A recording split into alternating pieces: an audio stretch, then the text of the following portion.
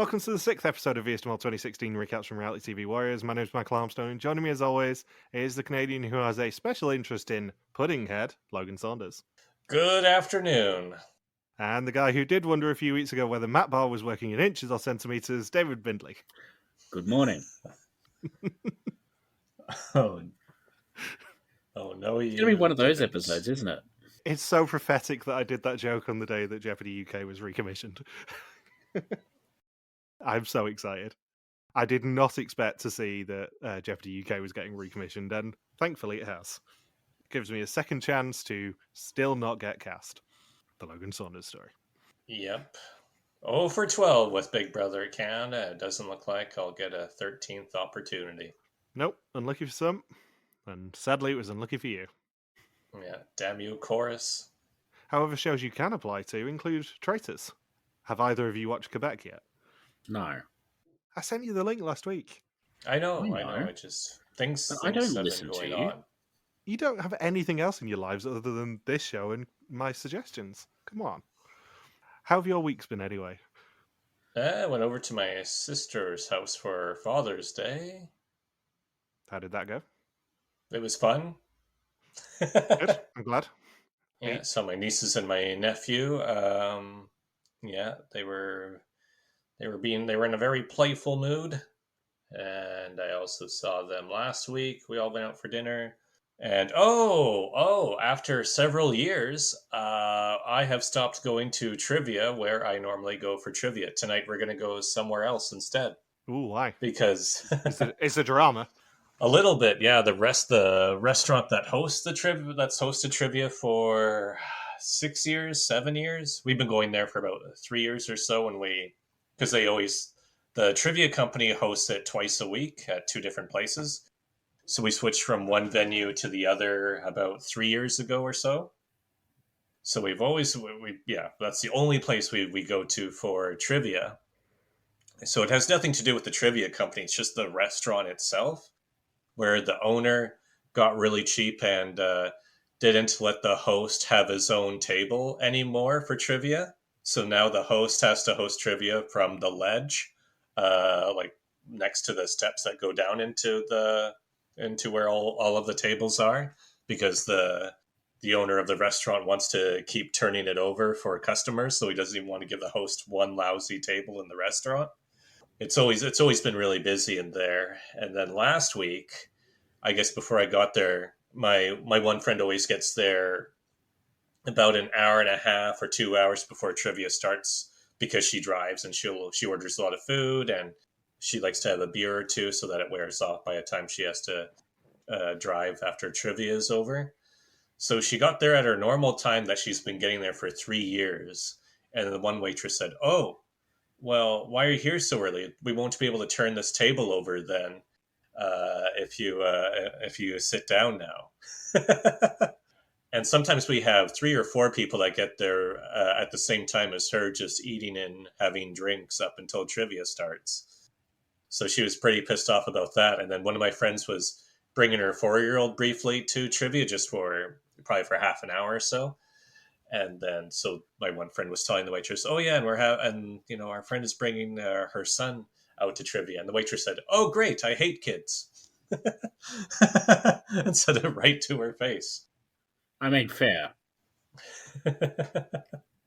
So after it always being busy and the food menu has gone up in price, and they make you pay extra for any little thing on the menu now. So it's just they've just gotten really cheap and annoying overall.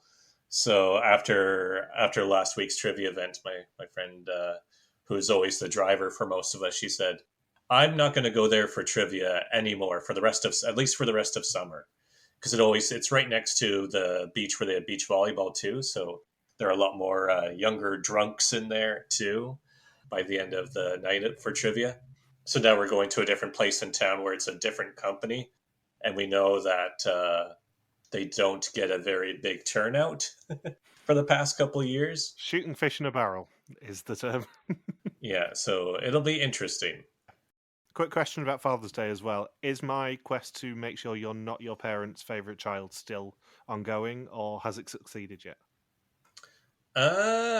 I think it succeeded. Excellent. That's what I want to hear. This goes back to the Mother's Day call where I did try and convince your mother that you weren't her favourite child. Yeah, well, there's a lot of options. True. Anything interesting from your week, Bindles? No, I just celebrated Father's Day by calling a guy daddy. Ah, that makes sense. And weirdly, I'm going to continue on the trivia theme because this is a sentence that I don't think I've ever said before, but I won a competition on Friday. Oh, wow. I won a quiz on the radio. Oh, wow. It required actual talent? Yeah, I channeled my inner Michelle Pierce-Denovan, not in terms of hating my children and throwing them into an oubliette, but in terms of winning a radio competition. And yes, I absolutely thrashed a woman who works for Royal Mail from Sheffield in a 3-question multiple-choice trivia game. Oh, good. Awesome. Yeah, and that now means that I have won an unlimited SIM for a year and have a 1 in 4 chance of winning a brand new iPhone, which will get sold. Oh, I'll find out about that at the end of the month. nice. One other thing I need to note is that the waitress at the restaurant was, in fact, Michelle's sister. So That makes sense. Yeah, she does hate kids as well. What Logan couldn't translate from Canadian was the sheer amount of C words that Michelle's sister did drop. Canadian? Yeah, that's the acceptable C word we will say in this podcast for now. You annoying little Canucks. Close enough. You annoying little Canuckers.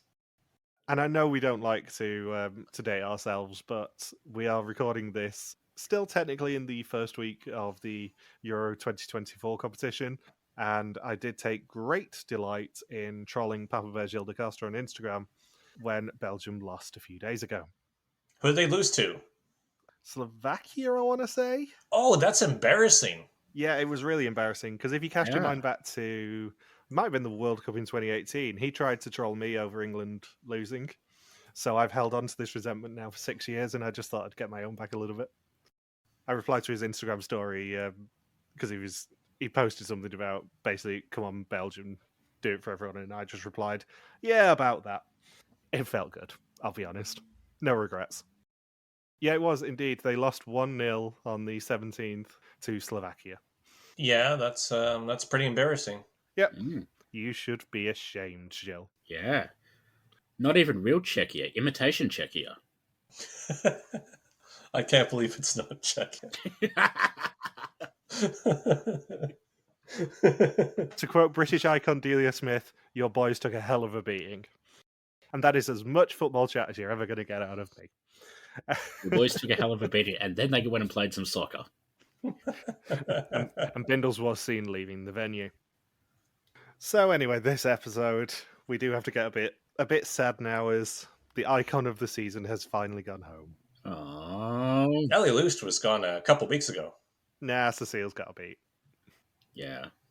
I did realise when we recorded the premiere recap that I did kind of spoil that Cecile wasn't the mole or a finalist to you, because we had a long conversation about how if Ellie hadn't come back for Renaissance, Cecile would have been the obvious choice. I think it was pretty obvious she wasn't the mole. Yeah. It's sad that she didn't make it to the end, though, I think. Yeah, you know, when you're thinking, oh, who do I hope is the last woman standing in the season? I think everyone's first choice was Anamika. Oh, definitely. I mean, she lost out on the chance to win literally tens of euros. Tens. €6.50. I can't remember whether we said this on air or off air last week, but the budget for this season is hilariously low. Like, Americans would have an aneurysm at this. After 6 episodes, I think it's about 32,000 euros they could have earned. Something like that. I think from memory, they don't get above 50 for the whole season. 31,810 is the maximum so far this season. Wow. So, yeah. That's pretty shit. All their money was spent on Taka's appearance fee. All their money was spent on stopping Taka running headfirst into things. Just the liability insurance for Taka is why the pot is so low. He just sees something shiny and runs headfirst into traffic.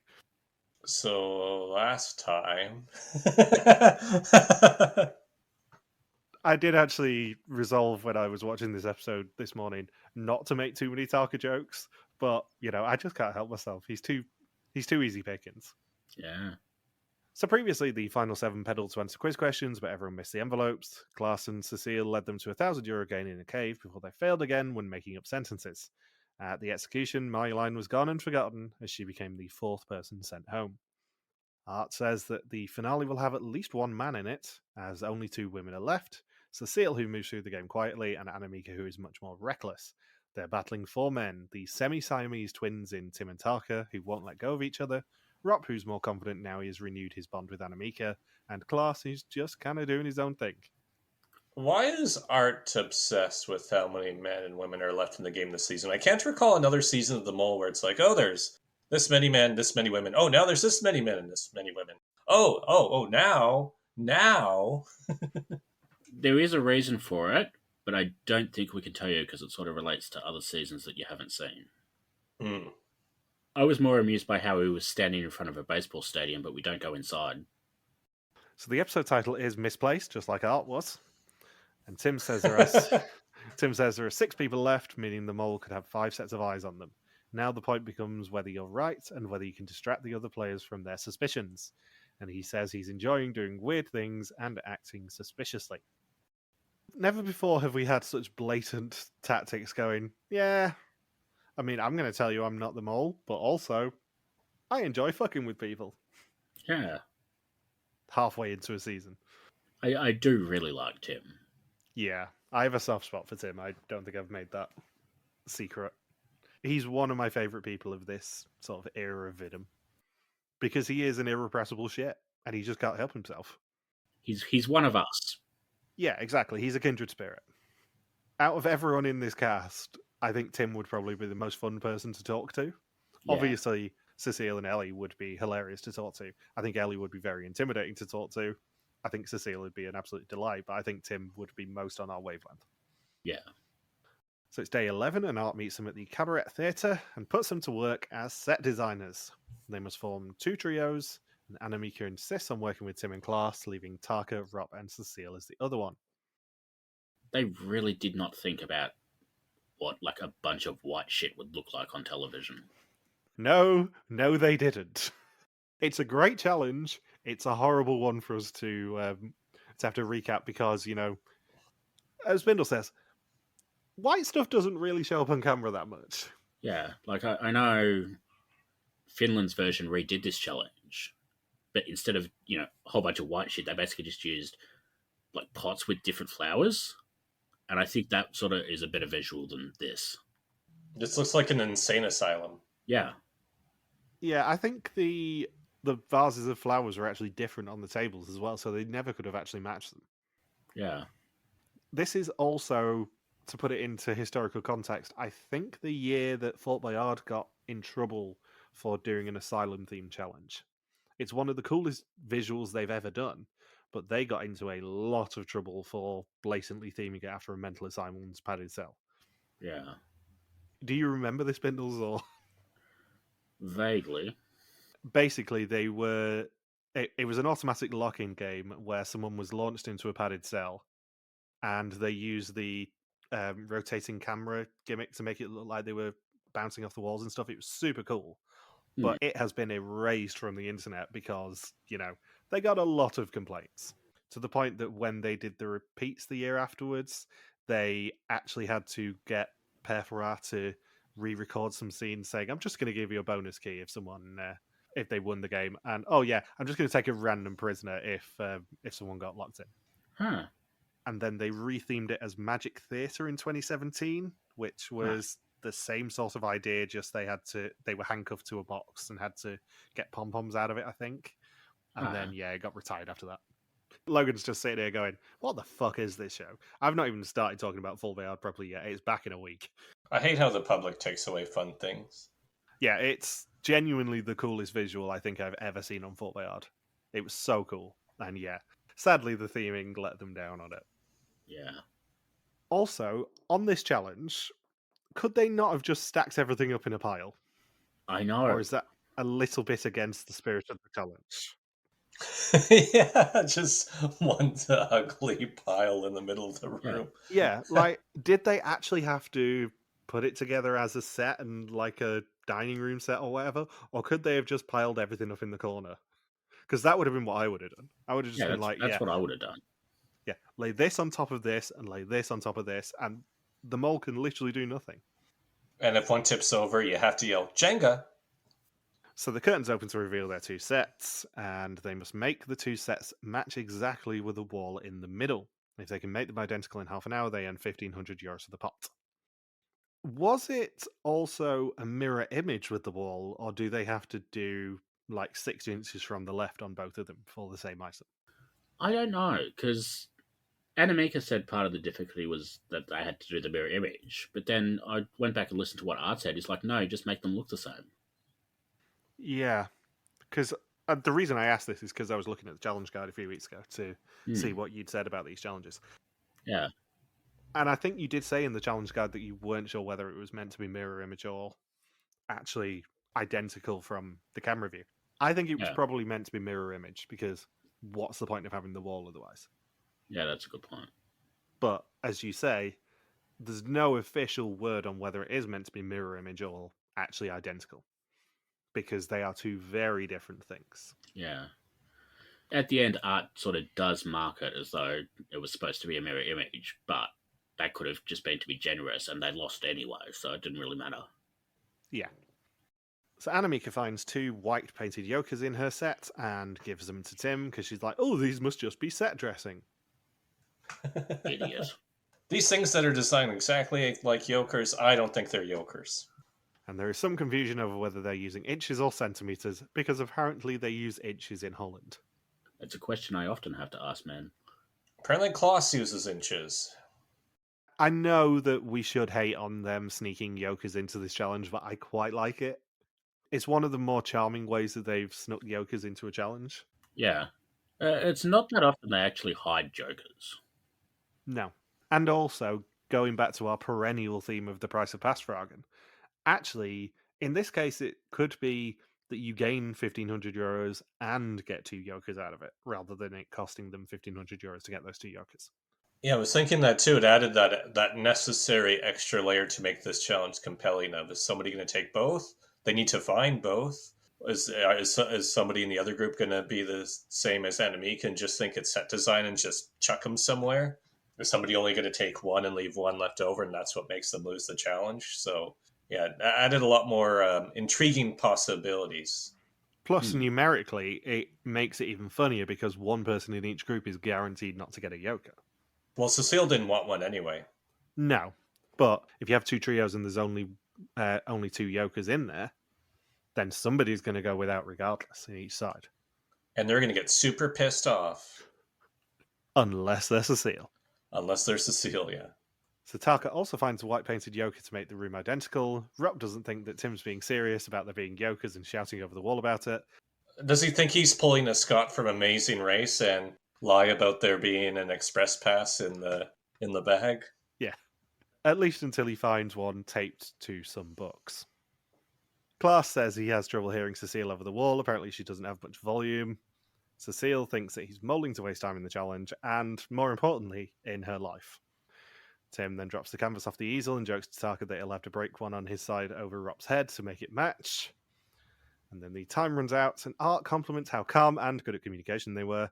However, the devil's in the details, and not all of them were replicated, meaning they earn nothing of €1,500 for the challenge. He also confirms that 2 yokers were taken on each side, much to Animika's frustration. She does an Ellie Loost and reveals that Rop has the missing one for the other side via the medium of groping. Yeah, grop rop. No. They then move to a new hotel. Rop and Animika are friends again, so they room, as do Tim and Tarka as always, leaving Klaus with Cécile. At least once she makes sure that they're not sharing a bed, like she's Mark from Argentina. I thought initially when she asked for 2 beds, it was just going to be in a room by herself, and she just wanted 2 beds because she's Cécile. One to lay out all the notes from the pot, and the other for herself to sleep in.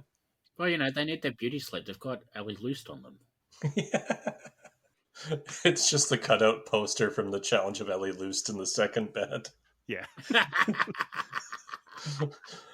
Whoop, whoop. That's the sound of Ellie Loost snoring. No, whoop, whoop. That's the sound of Ellie snoozed, obviously. Ellie snoozed. Come on, Saunders. or what would be even better with Cécile in the two beds? It's herself in one bed, and then the cutout of herself in the other bed. It's two Céciles sleeping in the same room. It's like some voodoo shit. So as treasurer, Cécile reckons the dots on the back of the money are irrelevant because nothing is by chance in Vies de Mol. She suspects correctly that once you earn enough money and you put it in the right order, you will see a picture of the mole. And she then channels her inner Sam Sparrow as all she sees is black and gold. It is then day 12 in Puerto Plata, and there are some eagle screeching to greet us at the start of the day. Oh, Amazing Race Canada. Damn it, I thought we already talked about it. We did, but it was off air. Okay. All right, one aired reference. Very well. Something that we didn't discuss that actually has happened in the last week since we've recorded is the cast for Oman came out. And inexplicably is younger than Netmole 2's. Albeit, still better. It would not be hard to be better. No. Art says he's looking for 3 people who are high and mighty and 3 who are down to earth, and rather subtly stands in front of a cable car. I was thinking they were going to have to jump out of the cable car or descend or repel from it. Logan, you've seen the budget for this season, haven't you? Yeah, this season ends up with like 48,000 as the maximum Saunders. They don't have the budget to jump out of a cable car. Well, just make it worth like 500 euros or something then to balance it out. It's not 007 Road to a Million, which is another show that you guys should watch because it was amazing. Oh, yeah. That is the exact opposite of this show in that they've thrown so much money at that show. A ludicrous amount of money at it. Is it $1 million? Well, there's 9 pairs who can win £1 million each because everyone acts independently. But just the budget on that show is insane. They're doing all sorts of ludicrous stunts, including climbing out of the cable car, going down Sugarloaf Mountain. But you just watch the show and go, holy shit, they've spent a lot of money on this. I dread to think how much the budget was. And that is also coming back for a second series, and we may or may not know someone who's on it. So Cécile, Annemieke, and Tim are the high and mighty team, and apparently Cécile has a reputation for being a bit high and mighty. Who'd have thunk? No way. I think Taka, probably when he was playing sports in college, he was always high and mighty. The Down to Earth trio will get a list of Spanish words and have to translate them into Dutch. The High and Mighty team will get a Spanish to Dutch dictionary and a list of words to translate from Dutch to Spanish, with the Down to Earth trio having that dictionary. In each group, one person has to memorize the list and they will be examined at the end, and each of them will get 5 words worth €100 for the pot, for a total of a massive €1,000. If only they'd, had a helpful language book or something to assist them in this challenge. Yeah, it's a real shame that nobody managed to pick up a dictionary a few episodes ago, wasn't it? Hmm. Do you remember that, Saunders? Nope. In the Quarry Challenge, €2,000 is hidden inside a dictionary which one of them could have picked up. Right. And yes, they could have used it for this challenge. I believe it was both Spanish to Dutch and Dutch to Spanish. That's a shame. Yeah. The time limit of this is the length of a cable car ride, which, thanks to Google, I know is roughly 10 minutes. That is longer than I thought, considering, how small the actual challenge is. Yeah, apparently it takes about 10 minutes to do one journey. Huh. That's 1 minute per word. It is. And 1 minute per €100. Rob says he's not a fan of cable cars, and this one doesn't look very 2015. How are you guys with cable cars? I love them. I don't mind a cable car. The reason I ask is because I'm not bad with cable cars at all. My dad hates them. My dad will not go on them because he's scared of heights. And it was quite hilarious in Santorini when him and Mum were there because you can go up a massive windy path. Have you been to Santorini, Saunders? No. Too expensive. So you know where they had to lead a donkey on Amazing Race Australia when that went to Speedy Santorini? McSpeederson? Yeah. That is a path that goes all the way up to the top of Santorini. It's covered in donkey shit to the point where when Mum and Dad were there, they were speaking to some Germans who'd already been to Santorini, and one of them offered my dad the advice, watch out for the donkey shit. But the alternative is to go up the cable car, which has massive, massive queues. My dad hates cable cars. He did not want to walk up the donkey shit infested path, so had to basically grin and bear it and go in the cable car with his eyes closed. One of the German tourists did ask him to take their picture, and he basically had to say with his eyes closed, "Ask my wife to do it. I'm not opening my eyes." Yeah. But when we went to Table Mountain as a family in 2019, he didn't go up Table Mountain because he couldn't go on the cable car. He couldn't face it. Oh, really? Yeah. So now they got an excuse to go back to South Africa and do the path. Oh, wow. But they're going to get robbed on that path. That path is notorious. They're aware of it. Either that or Mum will just, drug him and make him go on the cable car. Yeah, because that, when I was there, they said, you must take the cable car. If you walk up the path, you will get robbed on there or worse. I think it's okay if you're in a group. I think if you go up there solo, you get robbed, from what I've heard. But the Table Mountain cable car was very interesting in the fact that it rotates, which is interesting when you're not expecting it. I don't think I could do that. Do they play music while it spins? Do they play Spin Me Right Round or something like that? They couldn't pay for the rights. The other interesting cable car that I've been on is the one at Masada in Israel, which was very, very quick. Yeah, that one's not very long. I remember that. No, it's like 2 minutes long, that one. And it's not a slow cable car. Well, there's so many people who go up there. I was going to say, and you're absolutely crammed in there. So Klaas and Cécile are on the dictionaries, Taka and Tim are on the phones, and Rob and Anamika are the learners. And Anamika says she doesn't speak Spanish, but she knows papiamento, so can fill in 3 of their 10 already. That is such a random language to know. Portuguese Creole, apparently. Isn't it one of the languages in Curacao, which is part of the Netherlands? I think it is, actually. Yeah, you're right. I was wondering where I knew papiamento from, and yeah. I thought that was one of Jill DaCosta's nicknames. Because I'm pretty sure Amazing Race Latin America did something with papiamento, like reading an auto cue or something, and the only place they would have done it is Curacao, because everywhere else is Spanish or Portuguese. You are 100% correct. They taught us some papiamento when I was in Curacao at Christmas. It is spoken by more than 400,000 people, mainly in the Dutch Caribbean. It is the official language of Aruba and Curacao. Yeah, not Bonaire, though. Not Bonaire. Specifically not Bonaire. Bonaire said no. Yep. We want Mama Miento. So it makes sense for her, but it's still a bit like Michael telling us he recognises the words because he knows how to speak Welsh. Yeah. One thing I did think of when they were doing this is most of these dictionaries you can reverse engineer words from. And I know Anamika and Cécile end up doing it with some of the words that Tim and Taka are fucking around with. But there's usually a way to reverse engineer it, even if it's a monodirectional dictionary. Yeah. They just needed to look in the back, I think. So Taka and Tim have trouble communicating, and Taka gives Tim the wrong word for bluffer. And luckily, Anamika and Cécile, as I said, reverse engineer it. Rob then gets very annoyed at Tim and Taka's communication style and takes the phone off Taka and insists on speaking to Anamika. It's like a manager taking a pitcher out of a baseball game. They were terrible on the walkie-talkies, though. And Taka's pronunciation was awful with those words. I think you'll find in this challenge it was walkie-talkies. Yeah.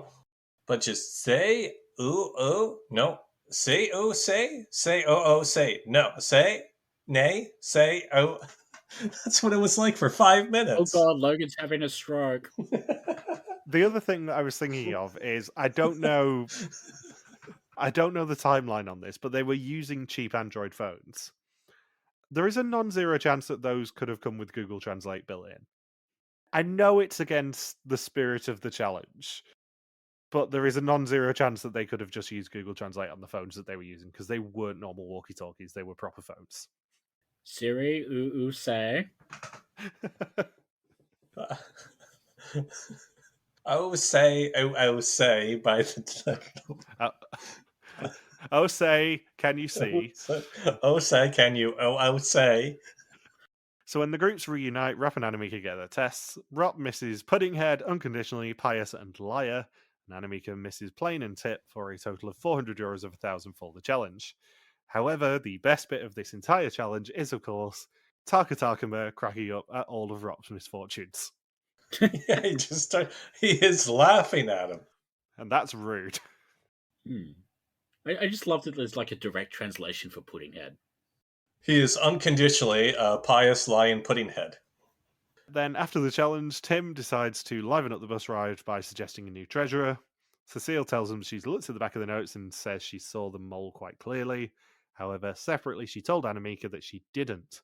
She's always said she didn't want to be treasurer, but Tim was scared by Cecile's revelation, so Annemieke does volunteer for it, and they pull a name out of Tarka's hat, and it is indeed Annemieke.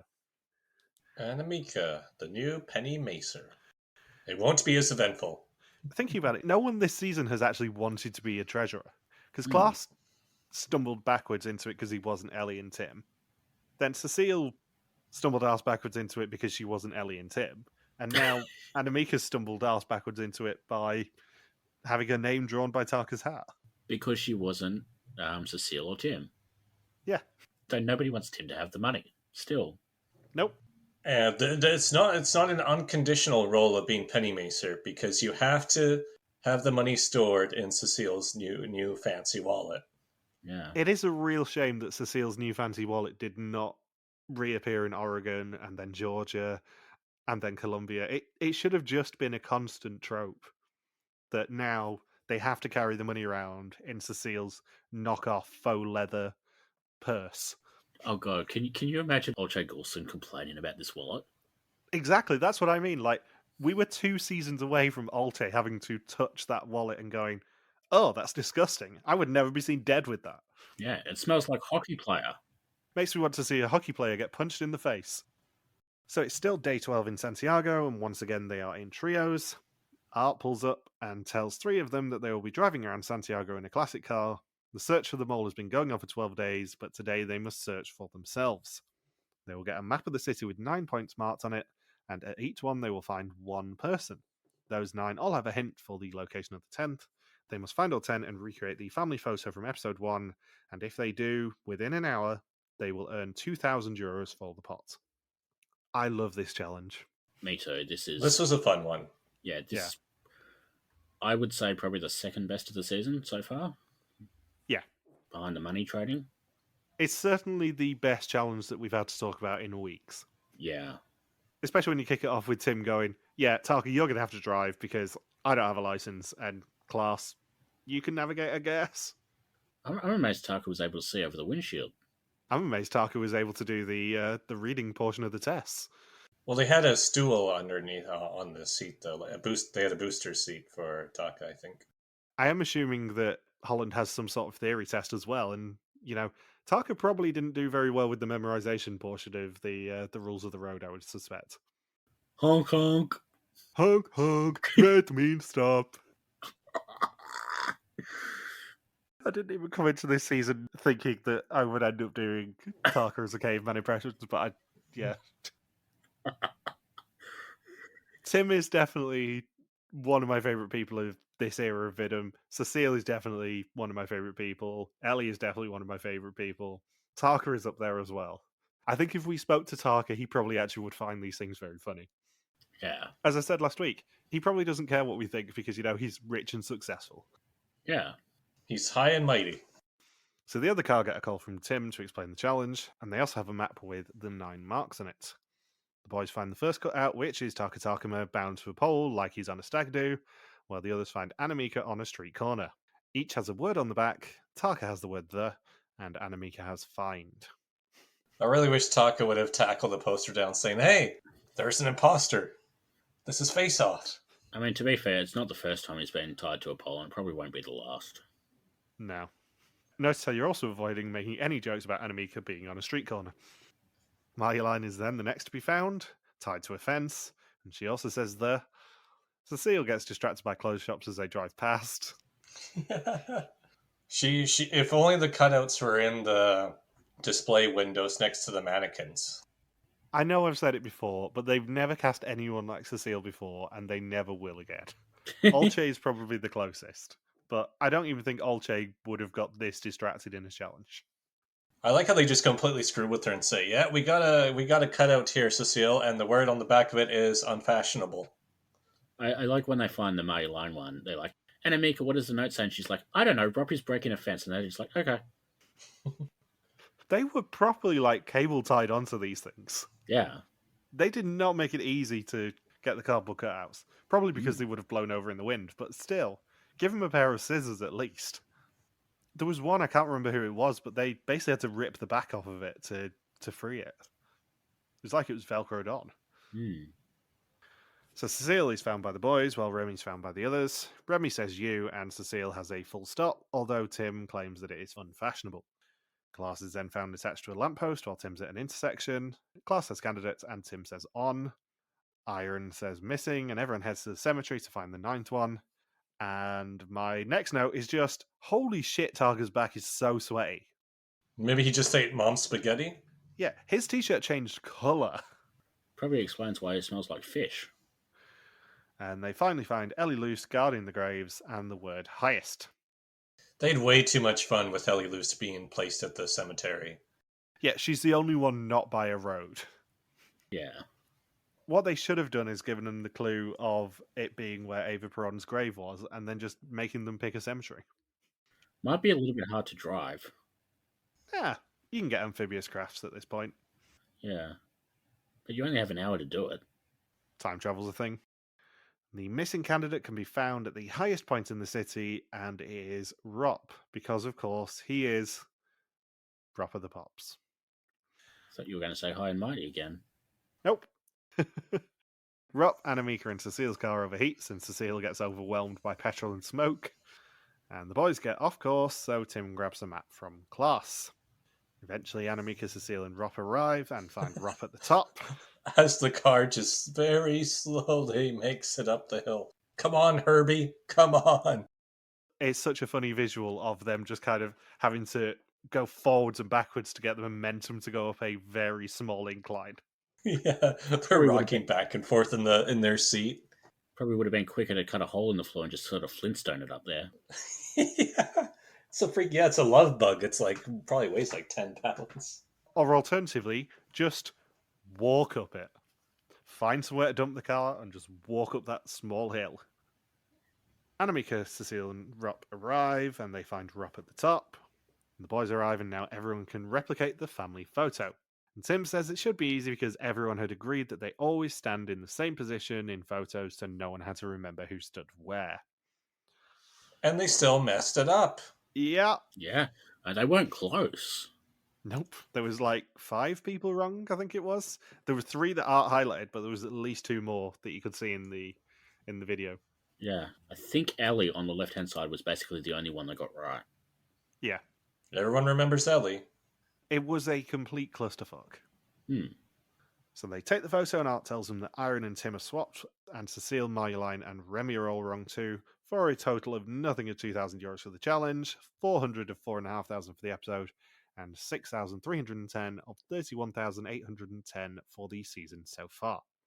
The only way that they could have had the family photo more wrong is if they incorporated one of the school kids that was up on the stairs behind them into the photo. It's like, man, he's not even in this season, guys. What are you doing? Go back to where they took the first photo, take that kid, and bring him to Santiago. Properly fern him. I wonder how confused all of those school kids were watching a bunch of Dutch people sorting cutouts of themselves. It's very big-headed to carry a cutout of yourself around, though. Yeah, it's a very high and mighty thing to do. It doesn't make you seem down to earth.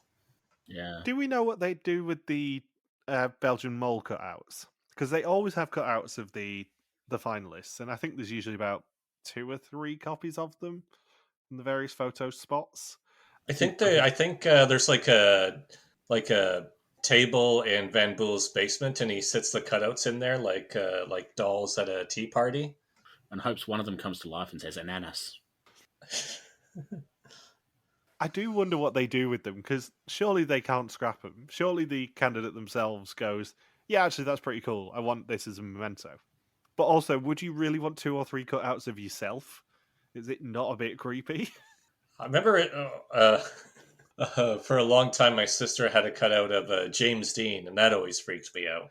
Yeah, I do say this knowing full well that I do have a life-size cutout of Robert Pattinson's Batman that scares the living shit out of my postman every single morning. I won that in a competition as well, and had to carry A 6'5" cardboard cutout through the city of Manchester. Back to my car. That sounds on brand for you. It was ludicrous and hilarious. I probably should have just said no when I won it. I'd be like, yeah, I'm not that interested anymore, sorry. But no, I saw the comedy in it. So on the morning of day 13, Cécile and Klaas discuss a bond. She says she's all alone and she's spreading on 2, maybe 1 person. However, she won't tell him who, refuses to form a bond, and basically says, fuck off, you're on your own. You're on your own? No one's on your own. Not through choice. It is now time for the test. 20 questions about the identity and actions of the mole. Whoever knows least goes home except for the mole who can never go home. Tim has 2 yokers and Rob and Tarka have 1 each. Cécile says she's got a disadvantage not having any yokers, so she'll do worse than all the men who pocketed them. She always plays too fanatically and wears dresses without pockets. She should be less girl and a bit more bitch, because her and Annemieke cannot be beat by a bunch of children. Klaas says it's time to go all in. Spreading isn't working anymore, bearing in mind there are still, 4 tests at this point. He's going for 2 people, Tim and Annemieke, which is the exact opposite of going all in if you ask me, because that's still spreading over 2 people, Klaas. Tarka says Rock can be clumsy and really tries, but he's got a gut feeling that something's just not right with him. Annemieke was on Klaas, Tim and Marjolein, but Marjolein left. She's done 4 executions on Tim and Klaas, occasionally adding others, so she must be doing something right. Tim has 2 yokers but isn't playing them. He wants to see whether he still gets through without playing anything. And Rob is going for Tim and Klaas. The others have been crossed off now as he's sure they're not the mole. It'd be lovely if one of the 2 of them could leave so he could be certain, and he does play his yoker. Art says he won't talk about the money they could have earned this episode, but the yokers that they found instead. They could mean the difference between green and red screens, which would be terrible for those who pick them up and put them down quickly in the theatre. 4 men and 2 women are left, but what will the score be soon?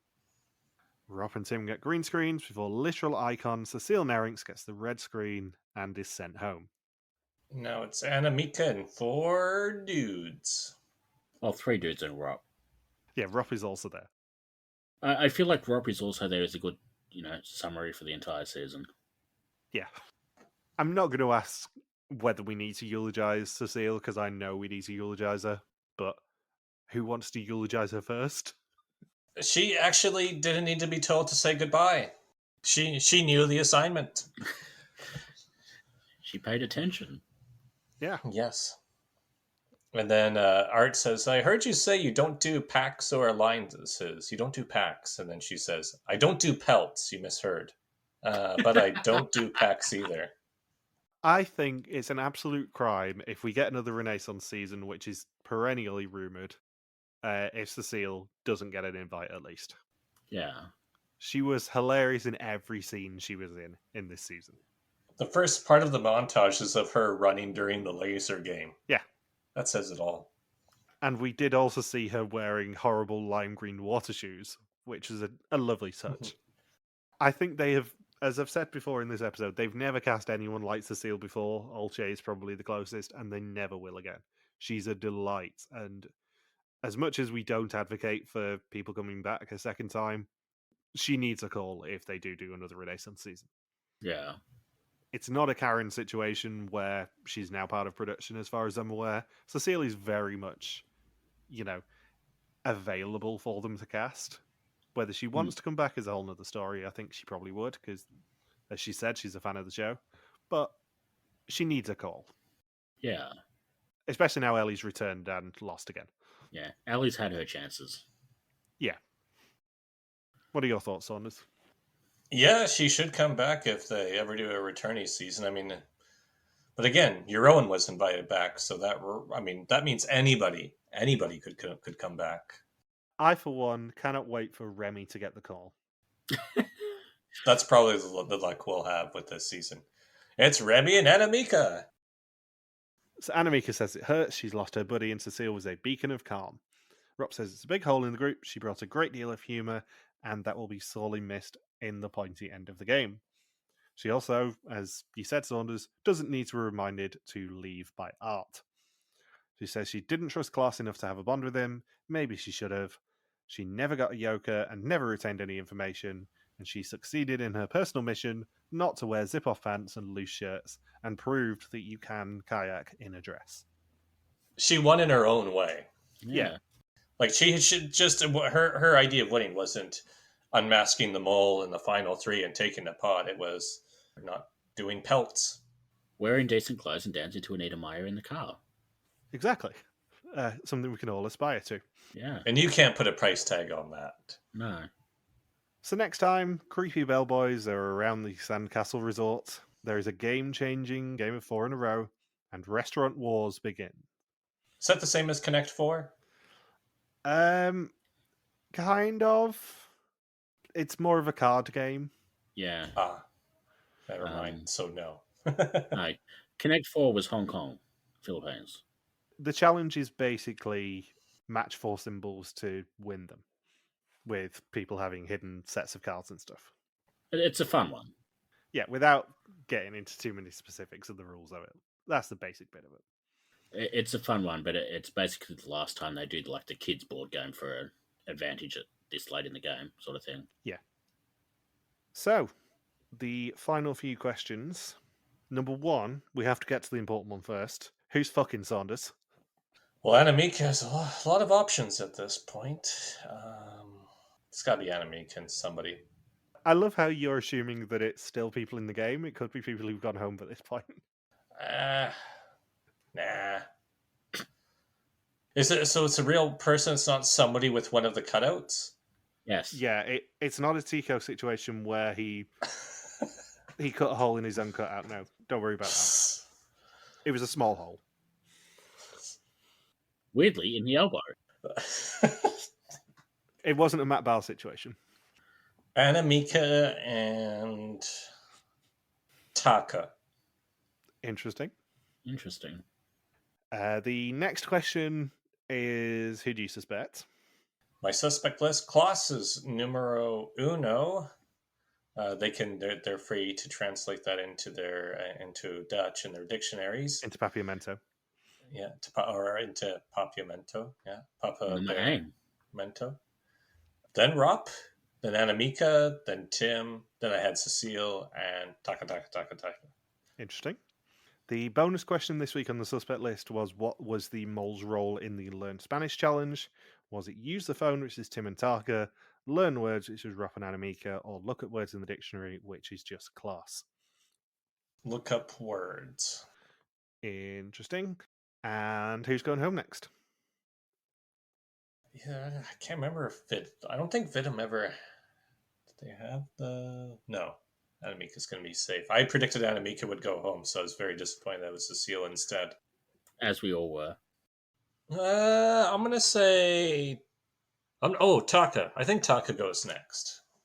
Interesting. Interesting, yep.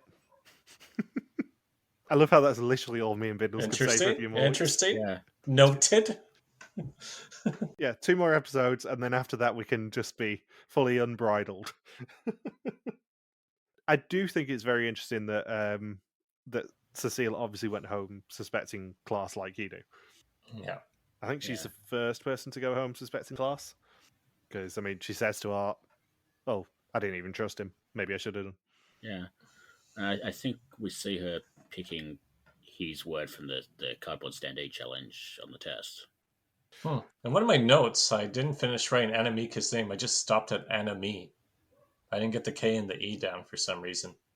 She's an enemy of the people. Enemy of the people, yeah. Enemy of the state. That could be a long list of puns.